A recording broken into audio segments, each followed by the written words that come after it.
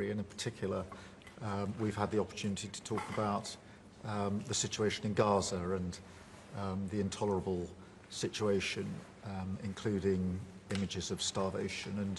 And I think both of us know that we have to get to that ceasefire and we have to increase humanitarian aid in. And thank you for what you've already been doing, are doing, and are committed to, because without you, this would not be capable of resolution.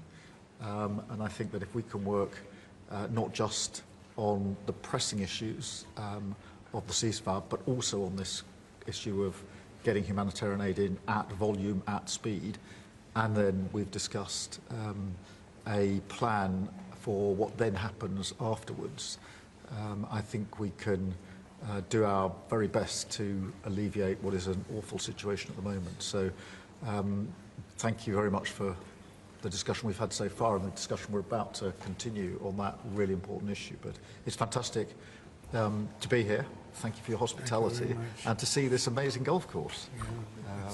I'll invite you to a football ground at some stage and we can exchange sports.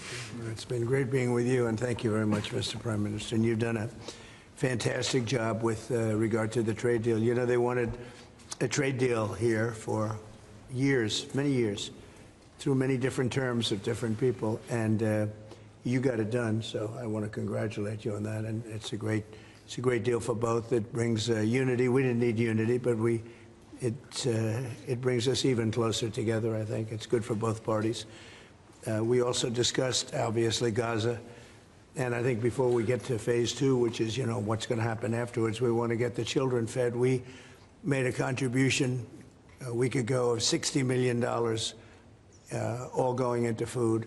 We only hope the food goes to the people that need it, because so much, as you know, when you do something there, it gets taken by Hamas or somebody, but it gets taken.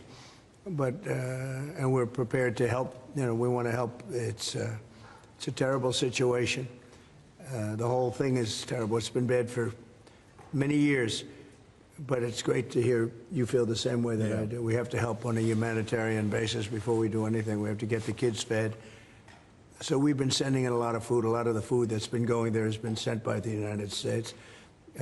I spoke yesterday with the president of the European Union, Ursula, who was terrific also on the subject, and she's going to play a big role also in helping us. So we have a good group of countries that are going to help with the humanitarian needs, which is food, sanitation, and some other things.